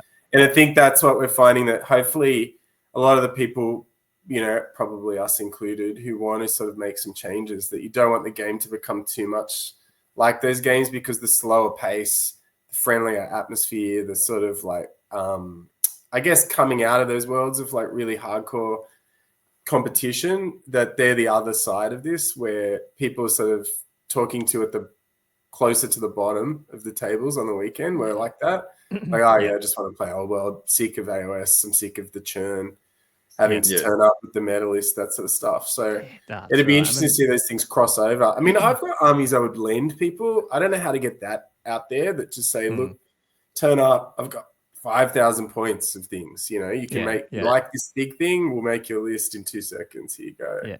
So I'm hoping that is what happens, but at the moment I guess it's young, you got people coming back into it, it's pretty healthy in Sydney, as you've seen. It'll probably keep going. I feel like it needs another year of because there's still there's you know, we're seeing a mix of people that I never saw it because I didn't play 6 at 7th. I played a little bit of 6th still when I went to uni and then stopped. So never competitively, didn't play 7th and just played 8th.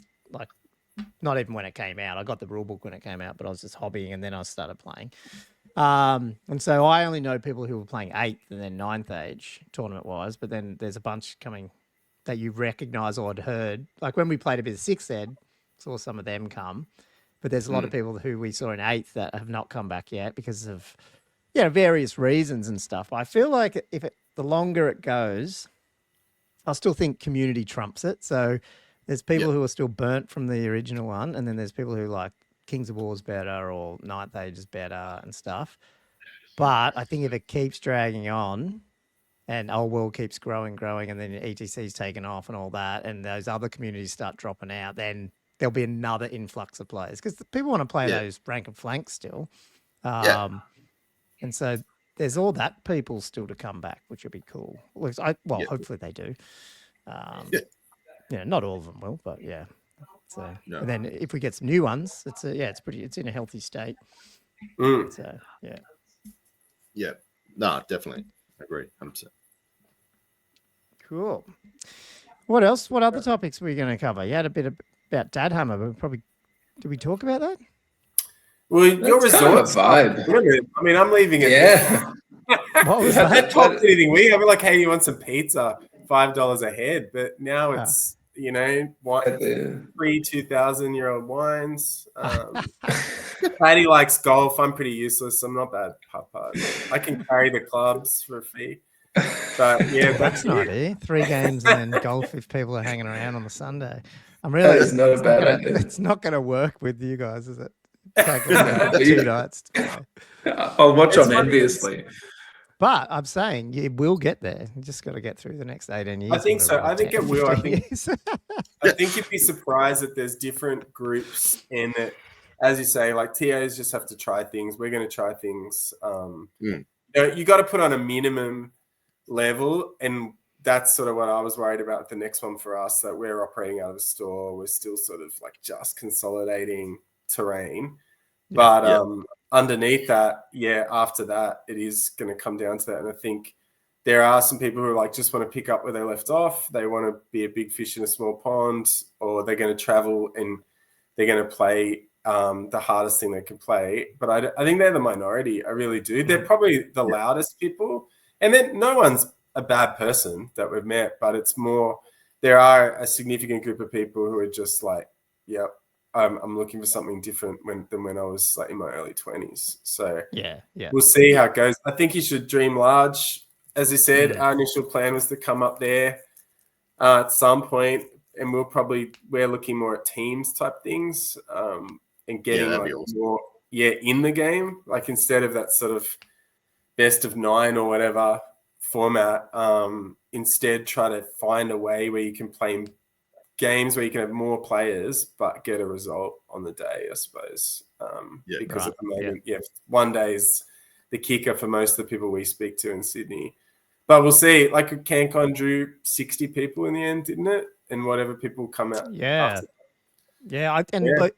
I mean, I don't know, but I would have thought maybe it might have got a bit more if it did do the normal 5-game 2-day. I don't know. That might not be true. But that's still pretty healthy. Got to be a thing. Yeah. Those the lists aren't up, by the way. Yeah. They're not? Yeah, I don't know what's happening. Not on Message fans, but it's probably flat out. I don't know. Weird. Aren't they playing? No, it's Saturday, isn't it? So they might come out tomorrow. Yeah. It's Saturday, Sunday, Monday, isn't it? Yeah. Interesting. So. Yeah. I don't know. Well, it sounds like we need to plan this out, Andrew. Get Cam and work out what we're going to do. Or the other one, we just run a little small one and we could do it out of the brewery where we play. But that might be a bit too small. I was thinking small just to just kick it off, just and easy. have a go. Yeah, just to put it on the map. This is us. Just throw the flag in the ground. Because you could do legions, like have no trouble getting legions. But I do feel like it'd be cool to do it like something like that brewery or something that's a bit different. It would, but like I was saying, to be, you guys realize you have like quite a large following in Australia. If you say, might get 1,000 people.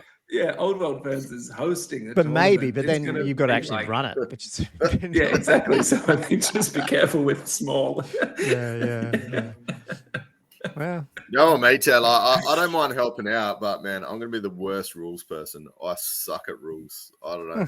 I think just got to be decisive. We'll just have an AI agent by then, man. I'll just do something where you just ask the fucking ChatGPT. Ask the bot. I don't think TOs should be like, this is the rule. And I know the wording's cooked, but bad luck because that's how it's written. Like, I know that people like to play that in competitive scenes, but like Alex, who when we did that 2+ warm-up event to the other Old Hammer one, like he was playing and TOing in a very casual competitive environment, but like it gets to a point where you just have to apply common sense, and if you can't and you can't split them, then you have to roll a dice and be just get and just be with. It's a waste of time. It is. Yeah. Well, we put that in the pack recently, like that. This isn't like, so I want to play at the next one because I didn't know if I was going to get a game on the weekend. I'd sort of committed with Michael to judge for them a long time ago. And then I was like, oh, this sucks. Like, I've spent ages painting up. I painted like 5,000 points of Beastmen, Demons, and Chaos at the time. And so for the 15th, I said, I'm definitely playing, and I've written a little paragraph in it, which I don't care if you go and find about that like the rules sort of say that to start with. But first of all, you got rules as written. And if they're not clear, then clearly it's not rules as written. Like if you can't convince someone across from you that, hey, here's the rule, or the guy next to you, like, that's right? And the guy says, yep. And you just move on, 2 against 1. And then you roll a 4+. And I had a couple like before where I was just like, I'm sorry. And I think is it Rob at Squarebase who sort of said this, like, you're the adult. You're 2 adults. You got to figure it out. If you're asking me, I'm just going to sort of give you some sort of basic answer anyway. And I had to sort of say that because that Iron Spike Shield thing came up.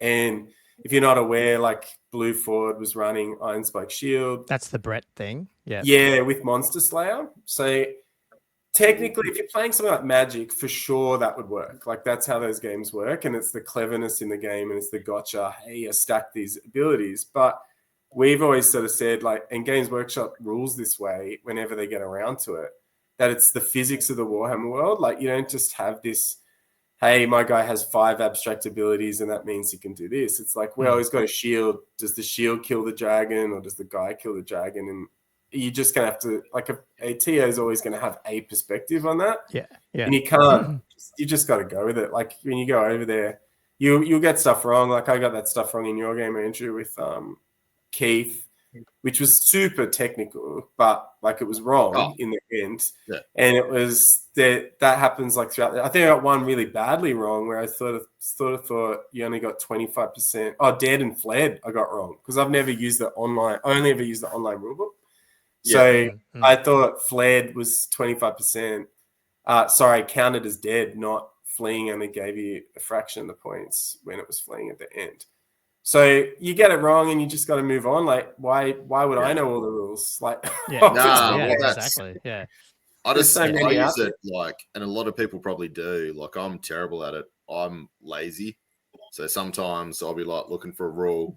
I'll give it a minute. I can't find it. And then I'll look up and the TO's right there. I'll be like, hey, Alex, look. I think that's good. As long as it's like, right. Like when it's like someone else who says, like, I think the best thing is to say to the guy next to you, is that right? Like, can you reroll Warbound charges on a 1-unit model or something? Like, it's worth checking, but at some point people just have to go with it and at the table and go, I don't know the answer. Because some stuff there isn't an answer, like Vantage Point. I think that's a contradictory rule. There's other stuff out there that you just what are you trying to do here? Again, people talk about intention, but I actually find like you communicate, but you can over communicate as well. Like when I started back, and I'm like, I'd listen to all those like videos, dwellers and stuff going, hey, you've got to like over intent.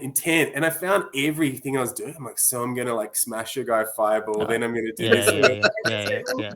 Who's really in charge here? Like it takes you out of the immersion. Sometimes you just got to be like, oh, it was 1 inch out. And you just cop it. So it'll be interesting. And I think, TO should play. I think it adds something to it. You need that ringer person as well because people drop. You got to have an army lying around. So I think I hope other people try it. It's just the terrain. If you've got the terrain lying around, I think that's all it is to it, really. Yeah. Oh well. Yeah, we got no trouble probably getting it. I just like to have good stuff, so that'd be the trick to slowly build that up. That's I mean, that's a whole different thing. Like we were talking about the states, each state growing a set as well that you could use, for big events and stuff. So that way, New South Wales could move around. And That's stuff, good. That would be cool. But yeah, all these things take time. So good. Yeah. No, I don't know. Have we got any other stuff to chat about, or do you guys want to wrap it up soon, or is it getting late for you? Or? No, I'd throw it down to you guys, but quickly. Like I know I've said it and probably sucking up, but you guys ran a sweet tournament. Like from coming in outside, I've never usually had a tournament where people are as friendly. So I really love the vibe that you guys had because everybody was super friendly. Some tournaments you rock up to and you just like, you don't know anybody or anything, but like people were like, just when you got in there, like it was real friendly. You're famous now, Andrew. That's why. No. Pod famous. No. I'm just saying. Did you get any pod famous? Like, hey, nice roll there, Andrew, or anything from behind? No, I didn't. Oh. No. They're like, oh, you're strange. Credit definitely goes to like Michael and the gang, the Old Hammer gang. Like I'd never played a Warhammer tournament before in my life, and I went to the previous one, and it was like there was no awkwardness. If there's any people out there that are like, oh, I don't want to go and hang out with nerds who play war games, they're going to judge me for my shit painting. It's like it couldn't have been dispelled quicker. Like it was really everyone's that's the other thing too, and I haven't had this at a tournament yet because of where they've been located. It was that first time where, like, you're at that RSL club in the room and it's opening up to the bistro area and the bars and everything, and then people were walking in, and like one guy was like looking in with his kid, and I went, "Yeah, just go in, you're right." And then he's like wandering around and taking pictures of people. It would have been the weirdest thing if you'd never seen it. You rock up grandma's dinner, like Sunday lunch or Saturday lunch, and you're like, "Okay, what is happening in there?" Like it would have looked pretty weird, I reckon, for people who've never seen it. That's how we're going to get these new players, man. Betty is going to be rocking 2 Cathay Dragons next year. It was fun. It was friendly like that. I was just like, just go in and people look in. Yeah, no, it was great. Yeah, it's awesome. Yeah. I think they want to keep that going. I think that's certainly, like, I know how much work they put in the background, and even doing like sort of half where they're at, it takes a lot. And I think there's been some sort of unrelenting standards, I suppose, with that, which is good. Like it takes all of them to get it together, and the bigger it gets, the more sort of problems emerge. But I think they want to make it bigger. So it'll be up to Michael, John, who's part of that, Zeke, who was playing, Jarrett. They had a couple of other people who weren't there. I think it's a team effort. I know Michael organizes them all, but he'd be happy to give the credit around as well. And look, I know Paddy and I have already sort of, with our families, said March 1st. We've already penciled it in. Andrew might be I'm not here, but I'm definitely keen because like it seems like you guys run obviously different tournaments, but it's the same sort of scene to both. So we're sort of like doing on the side through that store, which can only take 16. So if we go above that and try to find a venue, we'll probably look at a different style of tournament. So or like more of an event, and do that sort of teams thing or something that's got a bit more. When you say teams, would you do doubles or you mean teams? Well, I think, like we do what's manageable. Like we got ideas in the background. I think, Paddy, like you're saying, we want to find a way to integrate you into the same game and not do that. Hey, you're in which could like ram out. So we'll have to trial it because it will take time, I suppose. Like you're both rolling, you've got to actually still get through the game. You can't be there at the table. Right. I still think, like, if you hadn't played actual just normal teams, like 5 or 8 player teams, I think that's something that'll come pretty quick, and I think that's awesome because that's another way to balance the game because you don't have the metas. You have the metas, but you don't have it. Like, because you'll never, unless you do something really bad, your list isn't going to run into the bad list that you shouldn't run into. And you also can't have, if the Chaos Dragon's the big bad thing, you can only take it once in one team. So therefore it's not everywhere anyway. So it sort of fixes the meta, sort of, you know what I mean? Yeah. And just having that team, like, it is pretty cool to go down and chat about that. You can have a shit game and still win. That's another cool thing about teams as well. So hopefully we get enough players where it becomes something that we can do, every 6 months or every quarter or whatever. There's a teams event somewhere. That'd be pretty cool. Well, we've been encouraged. Like, after that event, I was surprised there was a lot of flexibility. People are sort of looking for that in Sydney or Western Sydney. I'm not sure if we're drawing people from further afield just Do you mean yet. for comp? Is that what you mean? Or you mean just all of it, just honestly? drawing? Like, wasn't just comp. There's sort of a discussion because, I mean, you guys are probably still part of that chat that they've sort of announced the date. It's going to be 2000, but the pack hasn't come out yet. And people are sort of going, there was a lot of messages today about it. But then on top of that, people just saying, like, even the teams construct that they were voting for it in great numbers. Because up until now, just people we're talking to were trying to get to 2,000 points. And that was sort of the aim. But it feels like they're happy for things to move faster than that before. And it's still hard. Like, again, like, I don't think anyone's looking to sort of knock someone out and say you can't play that. And as Paddy said, and not just Sisters, but the army I wanted to play with, that white sword has been completely shuttered too. And it does feel like you're being targeted. So it's easy to blame GW. They're faceless. But if it's a TO knocking something back, it's a bit different. So I think we've been conservative this time. Certainly won't be for 2+. What we run will be April at the earliest. So it's the way to go, and we'll just sort of suss it out and try to make sure it's sort of the minimum quality to start with. But we'll probably look at some sort of team, or like definitely comp or teams, not just a flat tournament next time. Yeah, that'd be awesome. And then, of course, we'll end up getting some extra FAQ or something that'll just drop this to annoy you right before. Probably. Damn it. You're not saying hail fucking journals on that'll come like a day after you've just put the submission in or something. Yeah. Well, that's what I was shocked by, because we're so online, and that, like, even just being across tournament results and lists, I've never opened the book, but everyone's got their books. Like, no wonder I can spend so much money on miniatures. I'm just printing and not buying all this other paraphernalia everybody's got.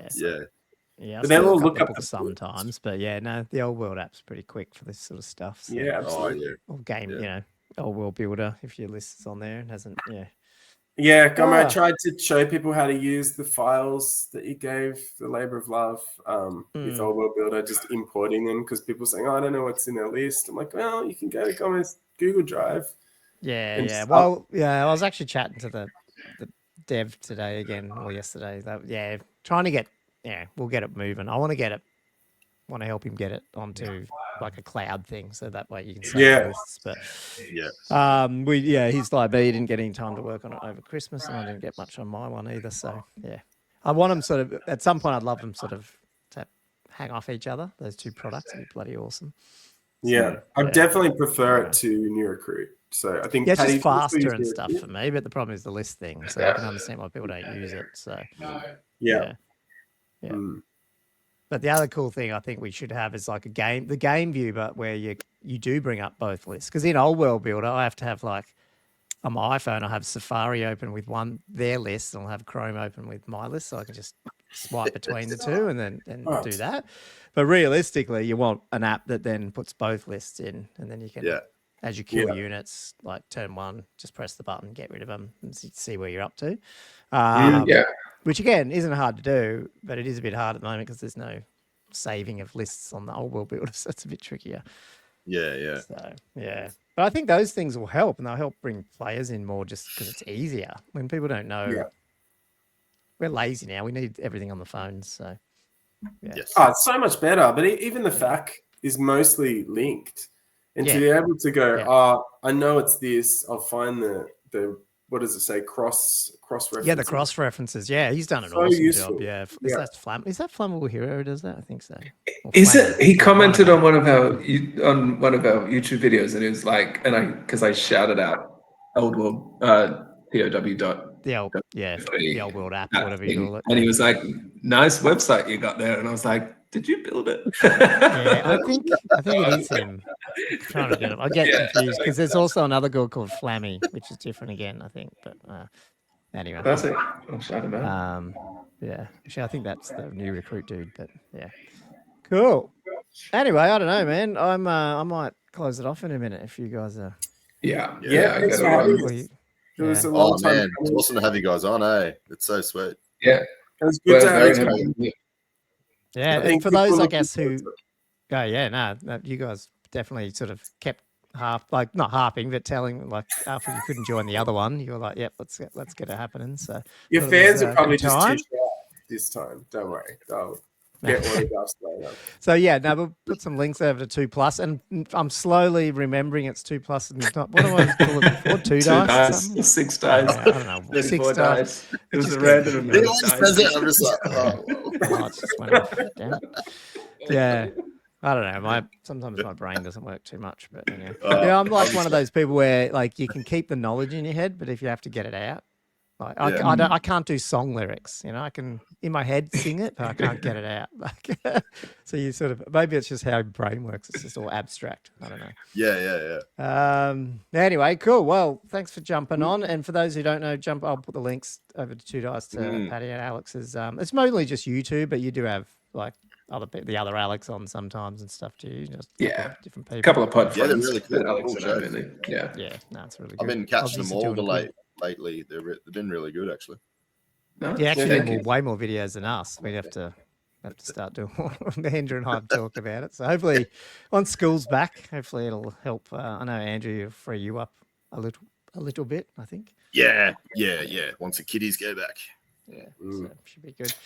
Anyway, subscribe, all the usual YouTubey stuff if you can, people. And I guess we'll all see you guys on the next. Well, I'll see Andrew on the next episode, and I'll see you guys when we see you next. Thanks for coming on, guys. Thanks for having us. Cheers. Bye.